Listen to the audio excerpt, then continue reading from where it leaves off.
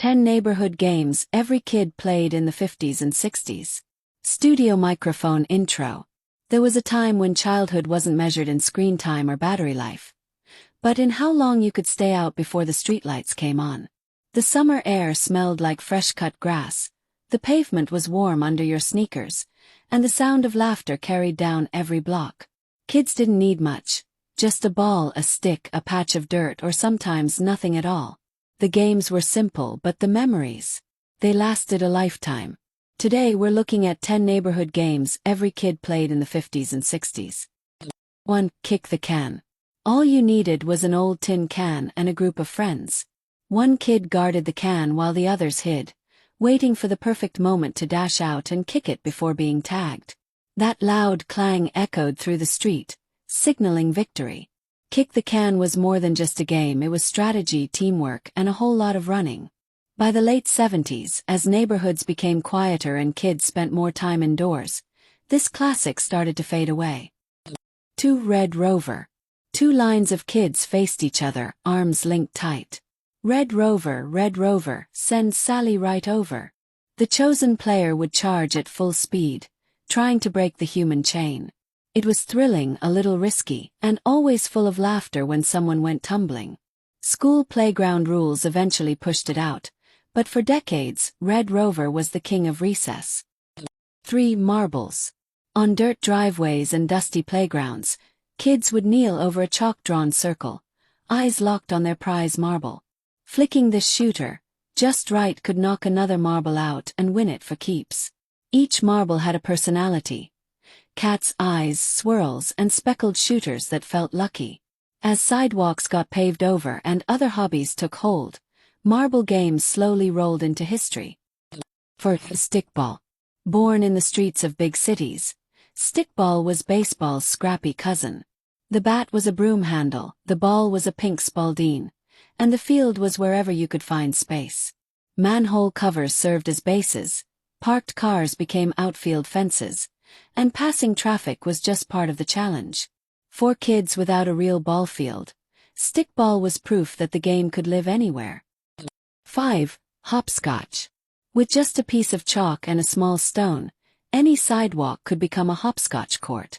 The numbers were drawn in neat squares, and the goal was to hop your way through without stepping on a line. It was balance, coordination, and rhythm all rolled into one. By the 80s, playgrounds started replacing chalk with painted courts, but the magic of a hand-drawn hopscotch grid has never quite been matched. 6. Freeze tag. One kid was it, and everyone else ran for dear life.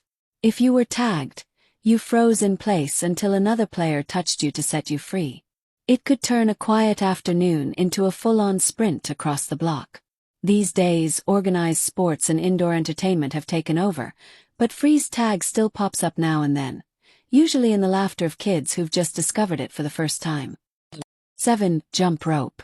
Whether it was solo jumping or double dutch with two friends swinging the rope, jump rope was part exercise, part performance.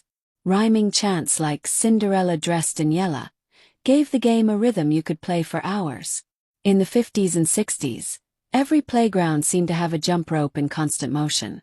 Today it lives on mostly as a school gym activity, but for a while it was the heartbeat of recess. Hide and seek. Every neighborhood had its best hiding spots, behind hedges, inside garages, or tucked into the shadow of a porch. The seeker would count, the hiders would scatter, and the game was on.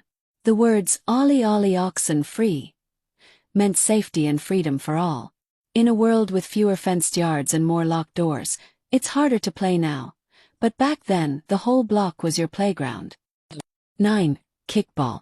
Big, red, and bouncy, the kickball was a staple of American childhood.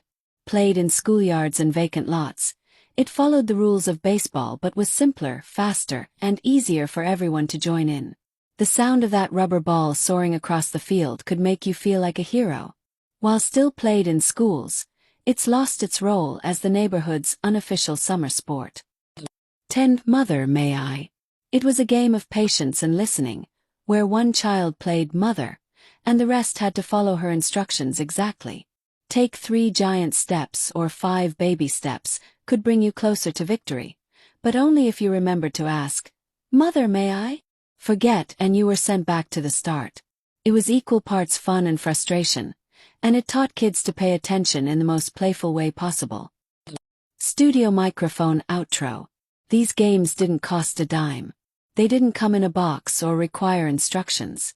They lived in the laughter of friends, the scrape of sneakers on pavement, and the shared rule that you went home when the streetlights flickered on.